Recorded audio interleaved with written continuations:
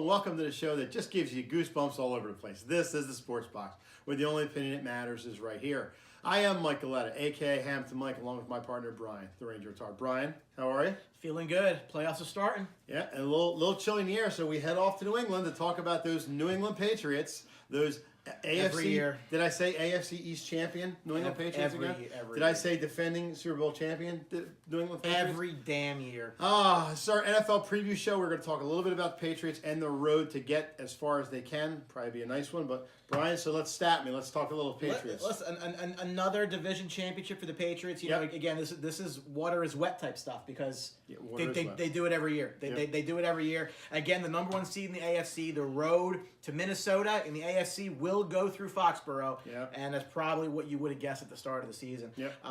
Brady, another fantastic year. You know, they had 2,000-yard guys in Gronkowski and Cooks. Eerily similar seasons, actually. Both about 100 and something targets, both a little over 1,000 yards, both 6 to 8 touchdowns. I mean, Brady spreads the ball around. He does. You know, I feel, Mike, for a team that won the Super Bowl last year, they are better than they were last year. They missed Edelman from the jump and didn't miss a beat. And that is impressive to me. Well, I think that goes to say about Tom Brady, about spreading it out and getting it to guys who, you know, not make a difference. But you talk about Hogan, how they used him this year. You talk about Amendola, who's been, you know, a big target. Both guys who missed time, too. Yeah, both guys missed time at some point. Gronk even missed some time this year. But, you know, you talk about the GOAT, as he's called, Tom Brady. It's just, what does this guy have to do to be all-time quarterback of all time? Like you said, missing a main receiver like that, other quarterbacks probably would have folded up and, you know, gone away, maybe end up 500, a little over 500, make the playoffs barely. But here's a guy who not only didn't skip a beat, they got home field throughout, and they're just rolling right along. This defense was ranked 30th or 31st at the beginning of the year and written off for dead in the first 2 weeks. But just like we always say, by the third week they turn it around. They got everything in motion now. This defense is right up there with the top 10 in the league again. And yeah, I mean, what can you say about the Patriots? Whoever plays the Patriots, they have to go through Foxborough, which is a tough place to play as it is now. And you talk about the running backs, Deion Lewis and James White, mixing it up. Again, not a dominant backfield, but they know how to use both players. But Deion Lewis, you know, surprisingly, you know, 800 yards led the team in rushing. Again, these stats are after Week 16. Week 17 is irrelevant for this team. Well, I shouldn't say it's irrelevant. They do have to beat the Jets, but we're going to assume that they do. And we're going to make that safe assumption here on the Sports Box. You know, again, 30 passing touchdowns, another 15 on the ground. I mean, they can beat you any which way. And we talk about that defense, Mike, again, it is much maligned a lot. Everybody talks about their secondary, this, that, and the third. And I get it, but their biggest defensive weapon is Bill Belichick. He is every year. He will find your weakness, and he will exploit it. This is a team, again, and I know that they've had a lot, you know, home field this, home field that. I just think it's because they win their games. I don't know. I don't know of a team in the AFC outside of maybe Pittsburgh that could beat this team in their own building. I don't know of any that are going to go into Foxborough and win. So, you know, just looking at where we think this team might go, I think another ring is in their future. I don't see anybody in the AFC outside of potentially Pittsburgh who can give them a run. And as we saw, Pittsburgh, I mean, again, you could talk about the controversy and everything, but they did lose that game. In Pittsburgh. Absolutely. So, and you talk about the linebacker who retired too in the offseason. Yeah. I mean, that hurt him as well. I mean, you think something like that is going to be a major dent in their side. Yeah, it was for the first couple of games, but then they got it together. You talk about their cornerbacks, Gilmore and it's escaping me on the other side right here. Any sense. Gilmore. Butler? There we go. Thank you. Malcolm Butler. How can I forget Malcolm Butler? But those two cornerbacks, I mean, are cover guys, and they definitely will shut you down if you need to. And that's the thing with the secondary. They really had to get comfortable with each other. They've really had to get a little bit of chemistry.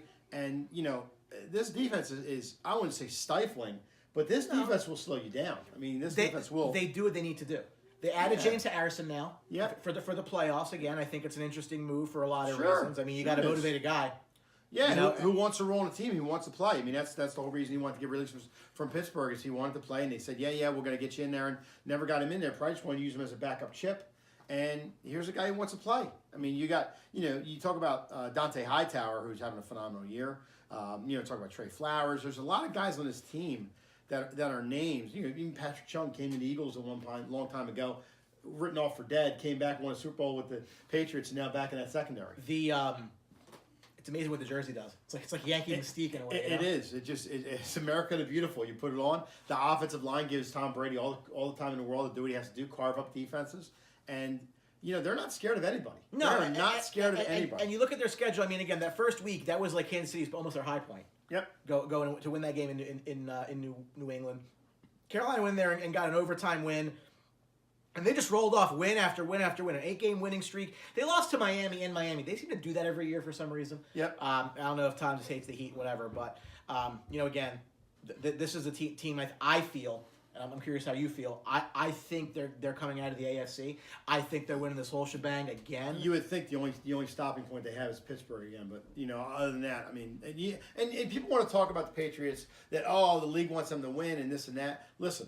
The Patriots aren't doing this with luck, and they're not doing this every year with the league. Neither are the Colts. No, this team is a did good. you get that? I got it. I just tried to avoid it. But that's okay. They're just trying. This team is just rolling right along. I mean, look at the Pittsburgh game. You want to say anything about that catch or whatever? Oh, the Patriots win that game. That rule is what the rule is. The Patriots didn't do anything differently than they won that game. Let me tell you this: if the Patriots weren't that good, it should never. If Pittsburgh is that good, they should have never got to that point, and they should have won the game. Pittsburgh's won some close games. They went down to Miami and lost a game. But you know what? It doesn't matter. Bill Belichick will just reload the following week. It doesn't matter to him about what happened the previous week. He gets the game, moves on, and goes to the next game. The guy's probably one of the best coaches of all time. He might have invented football. It's amazing, and that's an advantage they have over every team in the league, and at quarterback, and that's the reason. I've been known on this show, Mike, to say they're the only good team in football. I'm standing by that because it's not about can you be good for 1 year or 2 years. This team has done it for the better part of 20 years now. It's amazing what they've been able to do. They are just the infamy of consistency in the league, and I wouldn't even say good. I'd say they are the great team. They are the elite team. They are the only. Yeah. The next tier, you go to Pittsburgh. You talk about L.A. Rams. You talk about New Orleans. You talk about the Jags. This season, correct. Yeah. But I'm talking right now. A great team is New England, and then it goes down a tier. Yeah. So that's what they've created. They've created a kind of a culture that this is the way it is. You don't go to New England from Tampa Bay and have the same mindset. Oh, it's different. Dude, listen, I know they're from Boston. They are so far and away the New York Yankees of the NFL. And listen, it is that culture. It's that mindset. It's how they approach everything. It's that do your job. It's that everything. And he won't put up with anything. He'll cut you in a heartbeat. He don't care who you are. No, it doesn't matter. He'll bench you. But that's the way they win. It's not Club Med. No. It's you win, and this is what we do. This is our job. Do your job the best we can do it, and that's it. I see New England going pretty far in the playoffs, honestly, if not repeating again. Yep. Again, I think the best shot to beat them is probably Pittsburgh this year. Can the Jags do it? The only reason the Jags I don't think could do it. Defense is fine, but I just think that offense is still handicapped with Blake Bortles. I really. It's a shame they have a great running back. They got decent receivers. They got good tight end across the middle, but. I just think when push comes to shove down the stretch, he's going to hurt you in a game. So. Well, I think, again, if you believe that Belichick is the ultimate defensive weapon, if you don't think he can make Blake Bortles throw into where he doesn't want to throw, that's true. That's true. He's game planned for Wilson before, so. Right. We reached out to our official New England Patriots correspondent, Kevin Zane, for his thoughts leading into the playoffs, and here's what he had to say. Sportsbox New England Patriots correspondent Kevin Zane here, wishing a happy new year to my fellow Pats fans. And to the fans of the 31 other teams, I'm sorry. I really am. I know you're all sick and tired of hearing about how great the Patriots are, but here we go again. So it seems like the main thing that people want to talk about right now is the acquisition of James Harrison and how he's going to give away all the Steelers' secrets, or how Bill Belichick is really sticking it to Pittsburgh with this move, right? But was he sticking it to the Cardinals last year when he signed Michael Floyd? Was he sticking it to Cleveland when he signed Kenny Britt last month? Well, I think he kind of got over sticking it to Cleveland after maybe his third or fourth Super Bowl. I'm not exactly sure which one. But seriously, signing a veteran player in the midst of a season is nothing new to the Patriots organization, and especially considering that edge rusher has been a big area of concern all year long. And sure, everyone knows James Harrison is old now, but so is Tom Brady, and he just put together an MVP caliber season. Plus, they're not going to ask him to do a whole lot. He wanted to play. He wanted reps, and he's going to get that opportunity. And all he has to do is put together 3 good games, and he can find himself adding another ring to his collection. Now, as for the rest of the team, they're getting a bye week at the perfect time. Hogan, White, Gillisley, Burkhead, they've all been banged up, and they'll now have a chance to recover just in time for the playoffs. Not that the running backs have really been missed, because Dion Lewis has just been playing out of his mind, but still. Malcolm Mitchell also had some big catches in the Super Bowl last year, hasn't played at all this year. He looks like he's ready to come back off IR, so he can help. Kyle Van Noy, who I really think has become the unsung hero of this defense since Dante Hightower went down.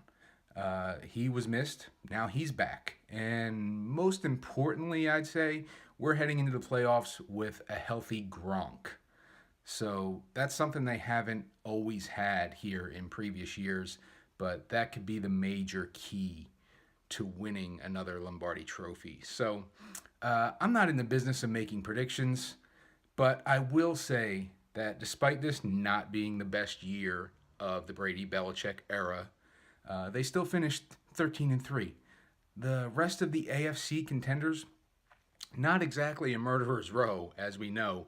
The Ravens and the Giants, they're both out, right? They're the ones who've given us trouble in the past. They're not around. And the road to the Super Bowl, once again, goes through Foxboro, Massachusetts. So, factoring all those things in, it's kind of hard for me not to be a little confident. Go Pats.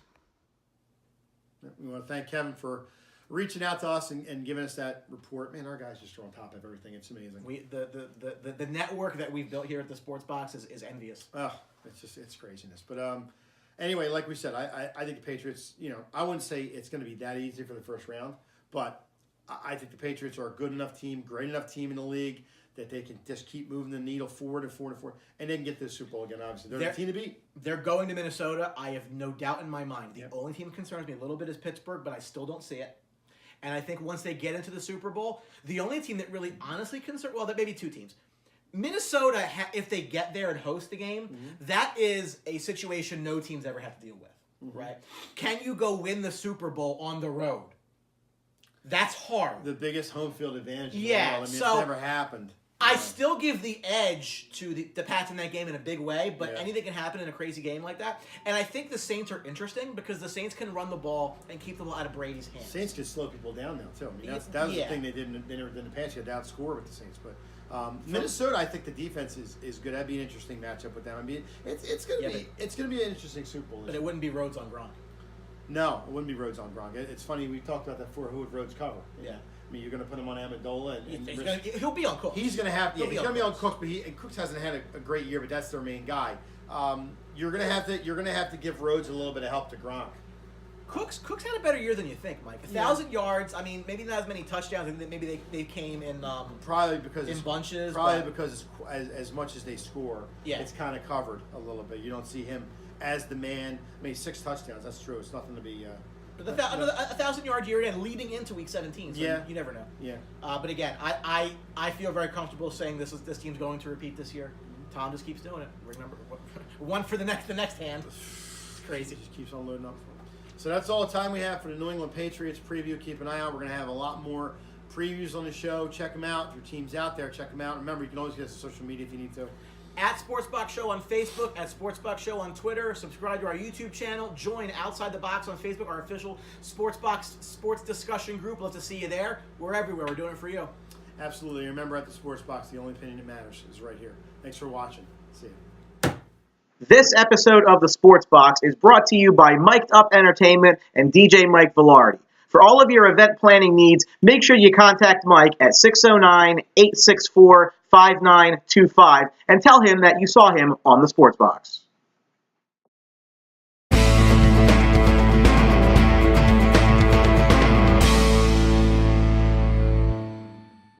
One, two, three. Don't forget to subscribe.